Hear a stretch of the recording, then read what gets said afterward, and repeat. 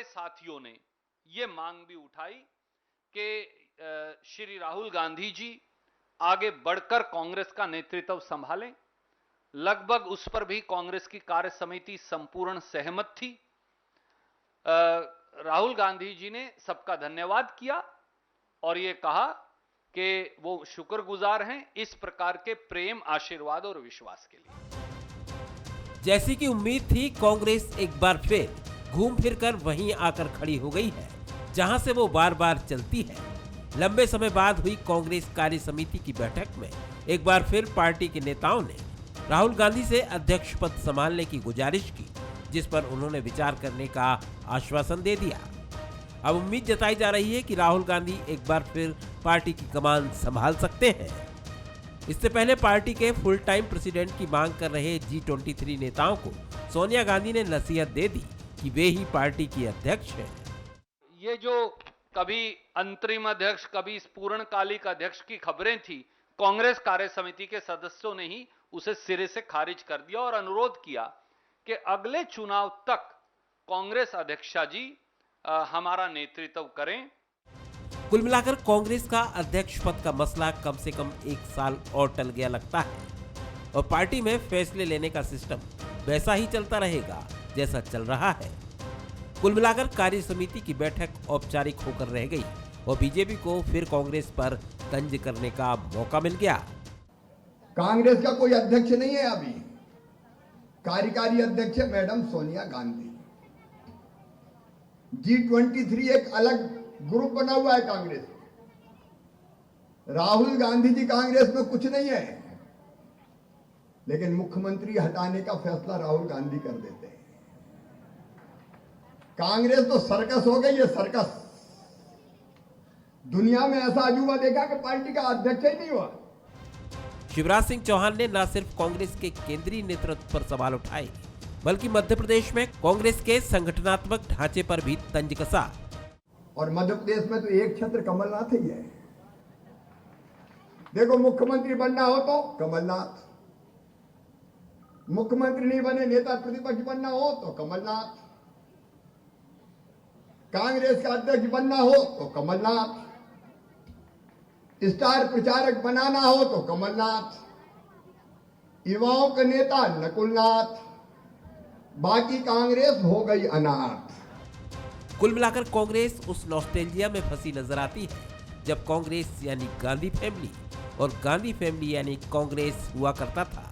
लेकिन पंजाब से लेकर राजस्थान और छत्तीसगढ़ तक पार्टी में जिस तरह के हालात हैं, कांग्रेस की मजबूरी भी समझी जा सकती है। नमस्कार, मैं हूं शरद द्विवेदी और हमारा आज का मुद्दा है राहुल राजी कांग्रेस की हाँ जी बिल्कुल ठीक है। ताकतवर लीडर्स को लेकर पार्टी में, माफ़ कीजिएगा, डेमोक्रेसी के बाद हाँ जी ही होता है। लेकिन सबसे महत्वपूर्ण बात यह है कि कुछ मसले ऐसे होते हैं जिन पर क्लैरिटी के लिए बीड़ा खुद को ही उठाना चाहिए। हालांकि आप ये कह सकते हैं कि संसार के हिसाब से अगर चला जाए तो कोई व्यक्ति कभी संतुष्ट नहीं हो सकता। बात है भी बिल्कुल सही व्यवहारिक दृष्टि से कि आप कितना भी अच्छा काम करें, कोई ना कोई सुझाव आ ही जाएगा कि इसको ऐसा कर लेते तो और अच्छा रहता। बढ़िया है, कोई समस्या नहीं है, लेकिन इसको ऐसा करते। लेकिन आज ऐसे मौक़ों पर जब सोनिया जी को ये कहना पड़ा कि वो कार्यवाहक नहीं पूर्णकालिक अध्यक्ष हैं और राहुल जी ने ये कहा कि हाँ मैं अध्यक्ष पद के लिए अपने को तैयार कर चुका हूँ, जो भी उसका भाव हो, कुल मिला के मुद्दा तो यही है। लेकिन आज अगर राहुल जी पीसी करके ये बात कहते कि मेरे अध्यक्ष पद के स्वीकारने को लेकर बहुत नाना प्रकार की बातें, खासतौर से ये जैकेट वाले जो लाल जैकेट पहन के सज्जन बैठे हैं, ये बड़ी टीका टिप्पणी ये लोग करते हैं। लेकिन मैं इनको बता दूं कि ना मैं कोई रिलक्टेंट लीडर हूं, अनिच्छुक राजनेता कतई नहीं हूं। हर चीज़ का एक सही वक्त होता है और ये सही वक्त जब आएगा तो मैं शरद जी या तमाम जी, जितने भी जी हैं, जो कोई कोट पहनता है, कोई जैकेट पहनता है, या मेरे जो प्रिय समालोचक साथी हैं भारतीय जनता पार्टी के, उनको ये मैसेज बहुत साफ तौर पर रहे कि जब सही वक्त होगा तो राहुल गांधी अध्यक्ष पद पर ज़रूर नज़र आ सकता है और पूरी विनम्रता से अपने दायित्व को निभाएगा। कई बार जब संदेह बढ़ता है तो व्यक्ति जिससे जुड़ा है वो उसको सामने आना, बहुत सारे जो भ्रम हैं उनकी काट बनकर उभर कर सामने आ जाता है। बहरहाल, लेकिन इतना भी काफ़ी है। लेकिन बीजेपी को फिर मौका मिल गया और कमलनाथ जी सहित राहुल गांधी, तमाम बड़े नेताओं पर शिवराज जी बिल्कुल भी चोट करने से नहीं चूके और उन्होंने जैसा कहा वो आपने सुना ही। तो क्या कांग्रेस का ये द्वंद्व, सोनिया जी को ये क्यों कहना पड़ रहा है कि पार्टी की वो पूर्णकालिक अध्यक्ष हैं, या राहुल गांधी जी को क्यों कहना पड़ रहा है कि वो विचार करेंगे अध्यक्ष पद के लिए? इसके पहले तो उनका यही स्वर आता था कि किसी और को ये जिम्मेदारी संभालनी चाहिए। तो वो नाराज़गी थी या जो भी चीज़ें थी, अब ये प्रश्न तो उठेंगे सर, डेमोक्रेसी में उठने ही चाहिए। लेकिन कांग्रेस के इस तथाकथित पार्टी के अंदरूनी विषय पर बीजेपी को ज़रूर मौका मिलता है कि वो चुटकी ले, और उसका भी अपना नज़रिया है कि साहब ये पद तो सोनिया जी और राहुल जी और प्रियंका जी, इन्हीं तीनों के इर्द गिर्द घूमता है, बाकी और कोई जी तो कांग्रेस में इसके लिए योग्य माने नहीं जाते। ये तमाम बातें उठती हैं। आज इसी पर हम बात करेंगे और जो साथी हमारे साथ हैं उनसे मिल लीजिए। हमारे साथ हैं, मेरे साथ स्टूडियो में हैं दुर्गेश केशवानी जी, बीजेपी के युवा नेता प्रवक्ता, बहुत स्वागत है। अब्बास हफीज़ साहब हैं, कांग्रेस के युवा नेता प्रवक्ता, और चैतन्य भट्ट जी हैं, वरिष्ठ पत्रकार, राजनीतिक विश्लेषक, जबलपुर से।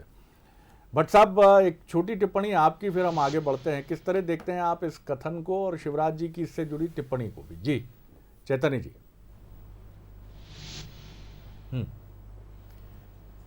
शरद जी, देखिए, बहुत लंबे समय बाद CWC की बैठक हुई है और जाहिर सी बात है कि सारा दारोमदार जो कांग्रेस का है वो गांधी परिवार पे है, इसमें तो कोई संदेह है नहीं।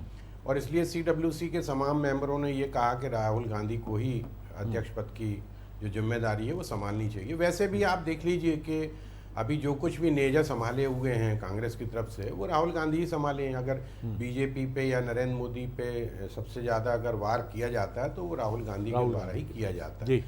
दूसरा, निर्णय लेने का भी काम उन्हीं के हाथों में है।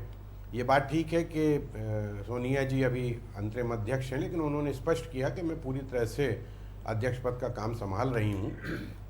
और जो CWC के जो G23 के बारे में कहा जाता कि बहुत असंतुष्ट हैं, उनको भी बुलाया गया था बाकायदा, और उन्होंने भी इस बात को स्वीकार किया कि राहुल गांधी अगर जिम्मेदारी संभालते हैं तो ये हमारे लिए बेहतर होगा, कांग्रेस के लिए। देखिए, सबसे बड़ी बात यह है कि कांग्रेस को बिना गांधी परिवार के आप अब कल्पना नहीं कर सकते, क्योंकि आज की तारीख में अगर गांधी परिवार हटता है कांग्रेस से तो मुझे लगता है कि कांग्रेस बिखर जाएगी, क्योंकि इतने ज़्यादा उम्मीदवार होंगे फिर अध्यक्ष पद के लिए, और उसमें से कोई सर्वमान्य नेता चुन पाना मुझे लगता है कि कांग्रेस के लिए बहुत कठिन काम होगा। अभी गांधी परिवार का वर्चस्व है, ठीक है, परिवारवाद का आरोप लगता है, लेकिन ये अपनी अपनी पार्टी की अपनी अपनी प्रक्रिया होती है। अगर वो किसी को नेता मान रहे हैं तो इसमें मुझे लगता है कि किसी को कोई ऐतराज़ नहीं होना चाहिए। ठीक है, बीजेपी उन पर आक्षेप लगाती है कि परिवार वाली पार्टी है और परिवारवाद चल रहा है, लेकिन बीजेपी में ऐसा नहीं है कि परिवारवाद नहीं है, वहाँ भी परिवारवाद चलता है। तो ये जो कुल मिला के जो द्वंद्व की स्थिति है उसको आज काफ़ी क्लियर किया है सोनिया जी ने, और उनको भी ये एक तरह से नसीहत भी दी है कि भाई आपको जो भी बात करना है मुझसे डायरेक्ट करिए, मीडिया के माध्यम से अगर आप बात करेंगे तो ये बात ठीक नहीं है। तो एक संदेश उनको भी गया है G23 को, या जो भी असंतुष्ट नेता जो बात करते हैं पार्टी के खिलाफ, उनके लिए भी एक संदेश दे दिया गया है। तो मुझे लगता है कुल मिला के जो है कि अगले वर्ष तक निश्चित तौर पे इसका निर्णय हो जाएगा। बिल्कुल ठीक बात है, शुभकामनाएं इसके लिए, क्योंकि ये बहुत ज़रूरी मैसेज है। एक छोटी टिप्पणी दुर्गेश जी की, फिर मैं दोनों विश्लेषक भट्ट साहब और दुर्गेश जी की टिप्पणी पर बात करूंगा अब्बास हफीज़ साहब से। जी देखिए आदरणीय शरद जी, ये नितांत ही कांग्रेस का आंतरिक मामला है, पर चूंकि राजनीति में सब चीज़ें देख रहे हैं, और अभी रिसेंटली ही जो इनके पूर्व राज्यपाल थे अजीज कुरैशी जी, गुफरान आज़म जी, उन्होंने कई बार अनेकों मंचों पर ये बोला कि जो नेतृत्व है वो अपरिपक्व है, असफल है, और इस विफल नेतृत्व की वजह से ही कांग्रेस का बेड़ा गर्क है। जो भट्ट साहब भी G23 की बात कर रहे थे, तो मुझे लगता है कि कहीं ना कहीं जो असंतोष कांग्रेस के नेताओं में अंदर पनप रहा है वो निश्चित ही जमीन पर भी दिखता है।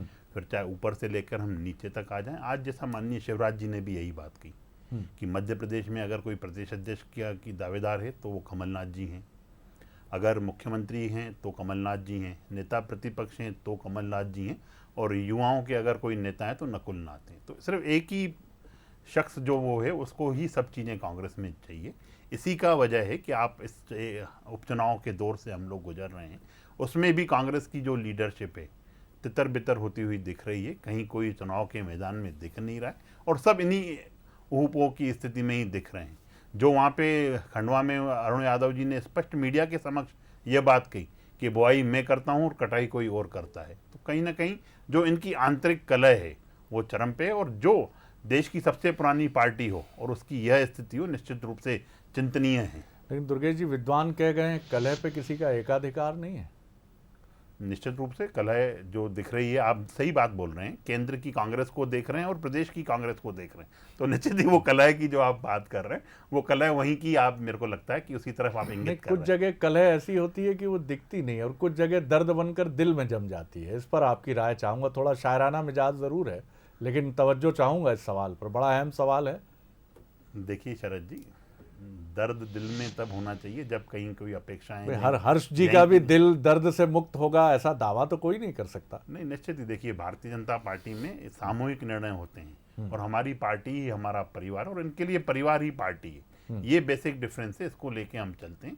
निश्चित ही एक सीट है और उम्मीदवार अगर 10 हैं, जो कार्यकर्ता अनेक कार्यकर्ता काम करते हैं, पर पार्टी सामूहिक निर्णय और प्रदेश नेतृत्व, केंद्रीय नेतृत्व, इनको लेकर जब बात की जाती है तो एक ही उम्मीदवार का जो मजबूरी होती है वो है, और उसी जो पार्टी को लगा उस उम्मीदवार को मैदान में, बाकी हम सब जितने भी उम्मीदवार हैं वो चट्टान की तरह से उस उम्मीदवार को जिताने का काम करते हैं। चट्टान की तरह खड़े जरूर हैं, लेकिन बड़ी चतुराई से दुर्गेश जी ने इसका जवाब नहीं दिया कि भारतीय जनता पार्टी के अधिकांश लोगों के हृदय या कुछ लोगों के हृदय कलह और पीड़ा के दर्द से पूरी तरह मुक्त है। बहरहाल अब्बास हफीज साहब, इस पर आपकी टिप्पणी। देखिए शरद जी, मुझे लगता है भारतीय जनता पार्टी, जिस पार्टी के अंदर कोई आंतरिक लोकतंत्र नहीं हो, वो इस बात को समझ नहीं पाएंगे कि पार्टी के अध्यक्ष चुनाव कैसा होता है। न जिनके संघ में आरएसएस में कोई चुनाव होता हो, न कि जिसकी भारतीय जनता पार्टी के खुद के संगठन में कोई चुनाव होता हो, तो वो प्रोसीजर को भी नहीं समझ सकते हैं। CWC सिर्फ पार्टी के राष्ट्रीय अध्यक्ष के चयन के लिए, नए अध्यक्ष चयन के लिए ही नहीं बुलाई गई थी, बल्कि CWC का मकसद और बहुत बड़े परिप्रेक्ष्य के अंदर था, और उसके बारे में बात भी हुई, रेजोल्यूशन भी पास किया गया। सोनिया गांधी जी के नेतृत्व में वहाँ पर कश्मीर की जो किलिंग्स हैं उन पर भी बात की गई, उनके ऊपर भी रेजोल्यूशन पास किया गया। लखीमपुर खेरी के मामले के अंदर किसानों की आवाज़ को दबाने के खिलाफ जो मूवमेंट खड़ा होना है उसके ऊपर भी बात हुई। इसी तरह से बढ़ती हुई महंगाई पर भी रेजोल्यूशन पास किया गया। बहुत सी ऐसी चीज़ें हैं, बेरोजगारी है, तमाम चीज़ों को समायोजित करके एक बहुत महत्वपूर्ण मुद्दा ये था कि राज्य की सरकारें जो गैर भाजपाई हैं उनको किस तरह से केंद्र शासित, जो भाजपा शासित केंद्र की सरकार है परेशान करती है, भेदभाव करती है, उसके खिलाफ भी एक मुहिम चलाने की बात थी। अब यहाँ पर चुनाव की बात हो गई, केंद्रित हो गया, क्योंकि भाजपा के सामने सिर्फ एक ही बात है, वो उन मुद्दों पे तो जाएगी नहीं जो जनता से जुड़े हुए मुद्दे हैं, जो सीधे सीधे उसकी पार्टी से टकराते हैं, उसकी सरकार से टकराते हैं। तो ये करने लगे हैं बातचीत पार्टी के राष्ट्रीय अध्यक्ष की। हमारी पार्टी के राष्ट्रीय अध्यक्ष मौजूद है। मैंने आपको डिस्टर्ब नहीं किया, बीच में नहीं बोलने की शरद जी। देखिए बीच में ना बोले, मुझे पहले पूरा करने देना मेरा ये एक शब्द डिबेट पूरा मौका रहेगा। देखिए यहाँ पर दूसरी बात ये होती है कि आप पार्टी के अध्यक्ष की बात होती है, कहा जा रहा है कि 1 साल टल गया मामला। पहली बात तो कांग्रेस पार्टी अपने नेतृत्व संतुष्ट है, कांग्रेस पार्टी का हर एक कार्यकर्ता संतुष्ट है, और इससे कोई जनता को फर्क नहीं पड़ रहा है, ना कोई सरकार है जिसको फर्क पड़े। अब सबसे दूसरी बात यह है कि साहब 1 साल टल गया, 1 साल नहीं टला है। 1 नवंबर से हमारा प्रोसेस शुरू होगा, और हमारा प्रोसेस जो होता है वो तकरीबन 7-8 महीने का होता है, क्योंकि डीसीसी के चुनाव होते हैं, डीसीसी अध्यक्ष चयन होगा। जो पूरा सर्कुलर आज जारी किया, जो पूरा शेड्यूल आज जारी किया है, उसमें फॉर्म भरने की डेट दी गई है। उसके बाद नवंबर के बाद से वो शुरू होकर अप्रैल के महीने के अंदर डीसीसी अध्यक्ष, डीसीसी के उपाध्यक्ष, डिस्ट्रिक्ट कांग्रेस कमेटीज हैं पूरे देश भर की, वहां तक लोकतांत्रिक ढांचा मजबूत किया जाएगा। उसके बाद राज्य की जो इकाइयां हैं उनमें चुनाव होंगे, और फिर आखिरी में जाके जो अगस्त का महीना है, अगस्त के महीने के अंदर राष्ट्रीय अध्यक्ष का चयन होगा। और राष्ट्रीय अध्यक्ष के चयन के बाद जो घोषणा होती है कांग्रेस की, ये परंपरा 100 साल पुरानी है, प्लेनरी सेशन में होती है। जो प्लेनरी सेशन होता है कांग्रेस पार्टी का, वो 1 साल 2 साल के अंतराल में होता है। उसके बाद जो होता है परिवर्तन की जो घोषणा होती है वहां से होती है। ये हमारा आंतरिक लोकतंत्र का संविधान है। इसको भारतीय जनता पार्टी कभी नहीं समझ सकती, क्योंकि भाजपा सिर्फ और सिर्फ शरद जी ध्यान को मोड़ना चाहती है। आज जो सीडब्ल्यूसी के सबसे महत्वपूर्ण मुद्दे हैं उन पे जवाब दीजिए। जवाब दीजिए बेरोजगारी की बढ़ती जो बेरोजगारी आप कैसे कंट्रोल करेंगे। जवाब दीजिए जो आप महंगाई बढ़ा के और कम करने में असफल हो गए हैं, असक्षम है, उस पर आप जवाब दीजिए। इस पे कोई बात नहीं की जाएगी। असुरक्षित महिलाओं पे कोई बात नहीं की जाएगी। ये सरकार जो पूरी तरह से फेल हो गई। इजाजत दें तो एक सवाल मेरे जहन में जरूर है। मुझे वो मुन्ना भाई MBPS का वो संवाद याद आता है कि जब किसी को बहुत क्रूशियल सिचुएशन हो, प्राण संकट हो, तो ऐसे में फॉर्म भरना जरूरी है या फिर निर्णय लेना जरूरी है? हमारे लिए ये मैं वो नहीं कह रहा सर, लेकिन चुनौतीपूर्ण स्थितियां हैं तो निर्णय जल्दी करिए। हमारे लिए ये भारतीय जनता पार्टी के आरोप लगते हैं और G23 जो लोग हैं, 2-3 जो लोग हैं, उनकी तरफ से अगर कोई इस तरह की मांग आती है तो देश का एक एक कार्यकर्ता, एक एक नेता कांग्रेस पार्टी का अपने नेतृत्व संतुष्ट है। पर भाजपा को मुद्दों से भटकाना है तो भाजपा उछालेगी इस तरह के मुद्दे। कमलनाथ जी इनके यहाँ पर इनका जवाब ले लेते हैं। नहीं, एक बात तो ये तय करके बता दें कि कमलनाथ जी से ये संतुष्ट हैं या नहीं है। अगर कमलनाथ 100% संतुष्ट तो कमलनाथ जी और राहुल गांधी जी की जो अदावत है उसके बारे में भी आप बता दीजिए। घर की उपज ये अदावत बता दीजिए आप। घर की उपज है। राहुल गांधी ने तो स्पष्ट कहा था 10 दिन में कर्जा माफ नहीं तो मुख्यमंत्री पर नहीं कर पाए। आप सिर्फ मेरे अब्बास जी जो देश की सबसे पुरानी पार्टी हो उसका हश्र ये हो, आप चिल्ला चोट करने बैठ जाएगी। नहीं तो ये आप रुक जाइए अब्बास साहब, मैं पूरा जी बोल लीजिए, जल्दी से बोल लीजिए दुर्गेश जी, आप अपनी बात पूरी कर देश की सबसे पुरानी पार्टी का कार्यकर्ता जब प्रवक्ता यहाँ पे बैठ के बात कर रहा हो तो वो भारतीय जनता पार्टी की बात करके शुरू करे तो निश्चित रूप से यह मान लेना चाहिए कि उनकी पार्टी का पतन बहुत नीचे स्तर तक आके हो गया।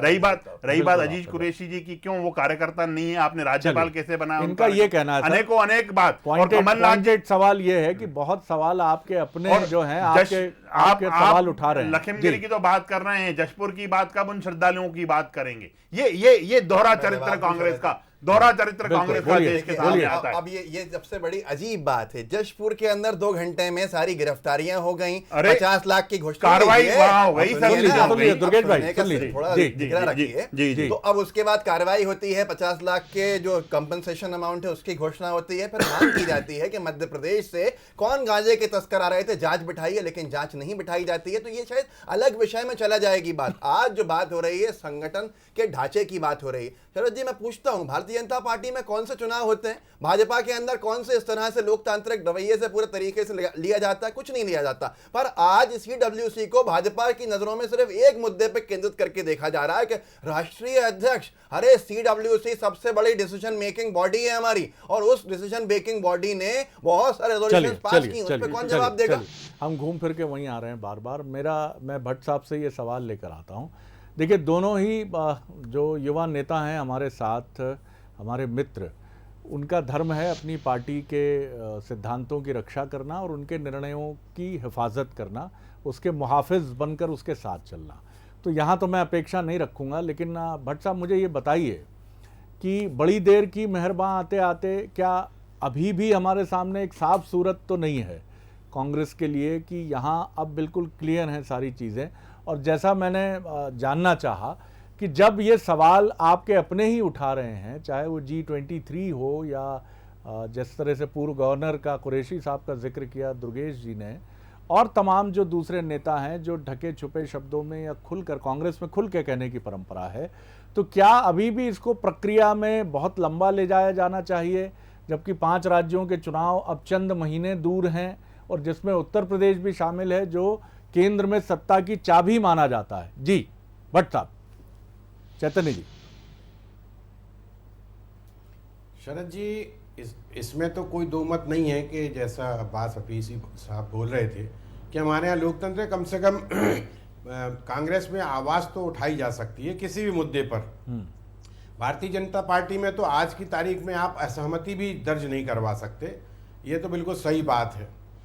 दूसरी बात यह है कि जो लंबे समय की बात हुई है वो, जैसा कि हफीज़ साहब ने बताया कि बहुत लंबा प्रोसेस होता है हमारे यहाँ चुनाव का, लेकिन मुझे लगता है कि उसके पीछे एक कारण ये भी है कि अगले 5-6 महीने में 5 राज्यों के चुनाव होने वाले हैं और किसी नए व्यक्ति को अगर आप अध्यक्ष बनाते हैं और दुर्भाग्यवश कांग्रेस सफलता प्राप्त नहीं कर पाती तो वो उसके सिर पे वो ठीकरा फूटेगा। इससे भी एक बचने का उपाय जो है कांग्रेस ने सोचा है और वो अक्टूबर तक नए अध्यक्ष का चेहरा सामने आ जाएगा।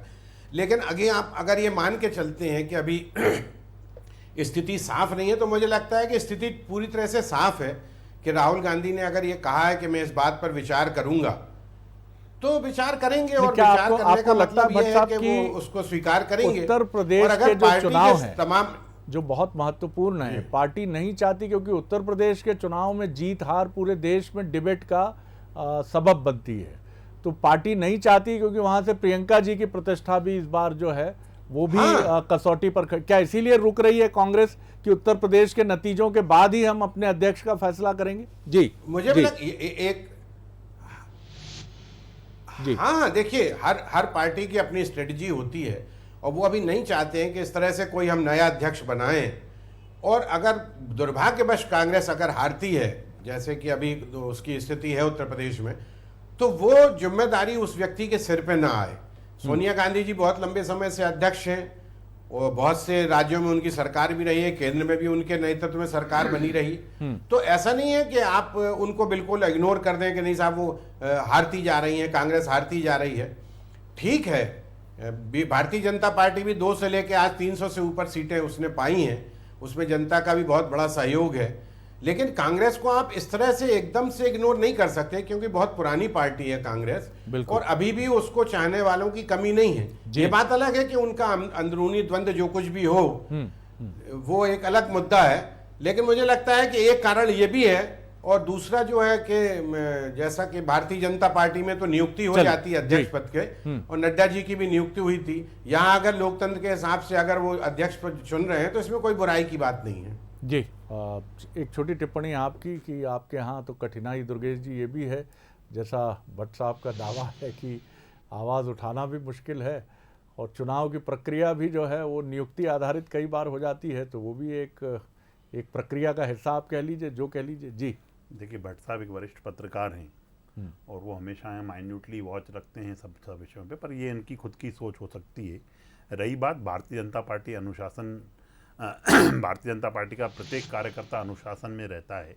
जो चीज़ जिस प्लेटफॉर्म पे बोली जानी चाहिए वहाँ पे आदमी अपनी खुल के बात भी करता है और सब चीज़ें करता है। मुझे लगता है कि इस चीज़ को ऐसा न देखना चाहिए, जबकि हम लोग जो प्लेटफॉर्म हमें मिला हुआ है, जिस प्लेटफॉर्म पे हमें बात रखनी चाहिए, और ये जो लोकतंत्र की, खुले लोकतंत्र की दुहाई दे रहे हैं, जिन्होंने देश में आपातकाल लगाया, सब चीज़ें किया, उसके बाद ये बैठ के यहाँ पे अगर मगरमच्छ के आंसू बहाएं तो जनता इसको अच्छा नहीं मानती है शरद जी। और अनेकों अनेक अब मेरे मित्र सब बातें कर रहे हैं यहाँ पे, पर अपनी कांग्रेस की बातें नहीं कर पा रहे हैं जो उनको करनी चाहिए।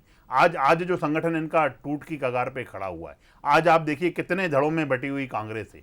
आज इस इन चुनाव में इनके बड़े बड़े नेता नज़ारत हैं, इन चीज़ों पे इनको ध्यान देना चाहिए, बनिस्बत इसके कि ये सिर्फ भाजपा पे ध्यान दिए जा रहे हैं अपनी पार्टी। आप इनके कुनबे पर बात करते हैं, ये देश की जनता के मसलों पर बात करने नहीं, मसले पे आए ना, बिल्कुल, क्यों नहीं आए। आप भी जनता के मसलों की बात करें, ये भी अपने कुनबे की बात करें, देखिए हम तो जनता की बात ही करते हैं शरद जी, हमेशा से बात करते हैं। अगर 2003 में जनता ने हमें आशीर्वाद दिया, अगर हम जन आकांक्षाओं पे खड़े नहीं उतरते तो 2008 में हम चुन के नहीं आते। जवाब लेता इसके अलावा 13 में भी हम आए, 18 में भी हम आए, पर इनकी सीटें बिल्कुल ठीक कर रहे हैं। जी बोलिए। अब बात देखिए शरद जी, सबसे पहले जनता के मुद्दों पर दम है किसमें भारतीय जनता पार्टी में से बात करने का। अब मैं कहूं कि महंगाई पे चर्चा कर लीजिए, किस तरह से आप कंट्रोल करेंगे। बिल्कुल करिए, बिल्कुल करनी चाहिए, बोलने लगे कि बार-बार बीच में बोलेंगे पेट्रोल डीजल की कीमतों पे जो लूट चल रही है। आज तो मैं हैरान हो गया कि 103 रुपया डीजल, मैंने तो कल्पना ही नहीं की थी 103 रुपया डीजल चला जाएगा, पेट्रोल के बिल्कुल बराबरी में आ जाएगा, जिससे पूरी महंगाई लॉजिस्टिक्स की वजह से आज इतनी बढ़ गई है। लेकिन अहम मुद्दा यह है कि इनके यहाँ कोई बोलता, वरुण गांधी जी ने बोला, उनको और उनकी माता जी को कार्य समिति से बाहर करके रास्ता दिखा दिया, उनको नहीं लिया दोबारा। देश के इतने बड़े, इतने कद्दावर नेताओं को बाहर निकालने का रास्ता दिखा दिया जाता है। दूसरी बात, ये बहुत शुरू से कह रहे हैं दुर्गेश जी कि हम इनके संगठन पे बातें कर रहे हैं। अरे आपके मोदी जी, शिवराज जी, तो अमित शाह जी, तमाम लोग, कांग्रेस पार्टी ये, कांग्रेस पार्टी वो, अरे देश के मुद्दों में बात करो। आपको क्या करना है दुर्गेश जी, क्या करना हमारे संगठन के चुनाव से? आप जनता की अगर आप अपना दौरा चरित्र नहीं दिखाना चाहते हैं, अगर आप अपना दौरा चरित्र नहीं दिखाना चाहते हैं, तो आपके स्टेट से 4-5 स्टेट हैं, वहां पे आपने क्या कर लिया? जब जीएसटी काउंसिल की बैठक हुई तो आप तो रिवर्स में आ गए, बिल्कुल आगे खड़े हो गए। शरद जी, ये मगरमच्छ के आंसू बहाते हैं। इन्होंने इतने सालों तक सरकार, अरे मुद्दे आपके पास नहीं है, तभी आप इन मुद्दों पे बैठ के बात करते हैं। जब चुनाव, अरे आप बताइए ना, अरे आप तो तय करके बताइए, आपके पास 4 राज्य हैं शरद जी, इनके पास 4 राज्य हैं। ये बताइए कह दीजिए कि पेट्रोल डीजल की कीमतों पर गंभीर है सरकार, और ये जो भी आप दावा आपका रहता है कि अंतर्राष्ट्रीय बाजार और उनसे जुड़ा हुआ विषय है, जब भी कम होता जाएगा नीचे आएगा। फिर हम इनसे कहते हैं कि राहुल गांधी के लिए ये बात करें। पेट्रो बॉन्ड्स निकाले थे उसकी वजह से हम लोग आज भी उस चीज का ब्याज तक भर रहे हैं। हजारों करोड़ में 10,000 करोड़ में प्रत्येक वर्ष भरे जा रहे हैं। और कहीं और आप अगर कहीं पे सेट कर पाते हो किसी चीज को, तो आप अपने राज्य को सेट करके बताइए। कहीं राजस्थान में आप क्यों नहीं कर पा रहे हो? राजस्थान में आपकी सरकार है, पंजाब में आपकी सरकार है, छत्तीसगढ़ में आपकी सरकार है। अरे कहीं तो करके बताओ, कहीं तो करके बताओ। सिर्फ बातें करके मगरमच्छ के बहुत शुक्रिया दुर्गेश जी, बहुत शुक्रिया आपका बास हफीज साहब और चैतन्य भट्ट जी। तो निश्चित तौर पर गर्मा गर्मी ये बताती है कि दोनों ही पार्टियां, राहुल गांधी जी के ये कहने का कि मैं अध्यक्ष बनने पर विचार करूंगा, अब्बास हफीज साहब का जोश देखने लायक है। तो बीजेपी अभी जिस तरह सफलता के रथ पर सवार है, उसका जोश दुर्गेश जी की बातों में और उनकी दलीलों में साफ झलकता है। तो ये नहीं है इसका मतलब कि एंकर महोदय ये कह के डिबेट को समाप्त कर रहे हैं कि टाई रहा आज का मुकाबला। ये आपको तय करना है सर, असली रेफरी तो आप हैं, आप देख रहे हैं। और जो मुद्दे हैं, जो मसले हैं, पार्टियों की जो स्थिति है, दोनों ही दलों की अगर हम बात करें, उसको भी आप क्लोजली देखते हैं। और जो भी 5 साला चुनाव या बाई इलेक्शंस होते हैं, ये सारी चीज़ें आपके जहन में भी होती हैं। तो बहरहाल आप देखिए, समझिए, विश्लेषण करिए, गुनिए बुनिए, लोकतंत्र को और मजबूत कीजिए। और दोनों ही पार्टियों को शुभकामनाएं आपकी तरफ से भी और हमारी तरफ से भी। बहुत शुक्रिया आपका, बहुत धन्यवाद, नमस्कार।